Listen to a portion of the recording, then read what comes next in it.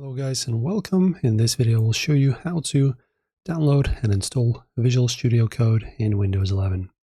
So guys, just navigate to your browser, search whatever browser you're using and type in VS Code.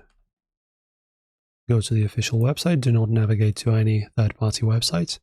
And guys, as you can see on the very beginning home screen of the website, we will have this download button, just download. Alright, it's now downloaded. Let us go to the downloads. Oh, we can actually open it up, alright.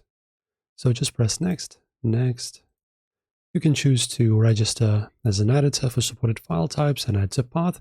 This is always recommended to do. Also, you can create a desktop icon. Also, if you want to add it to File Explorer, also check these. Now it's done and you can launch it. Okay, and as you can see guys, now our VS Code is installed. Enjoy coding. If this helped, don't forget to press thumbs up on the video and subscribe. See you soon.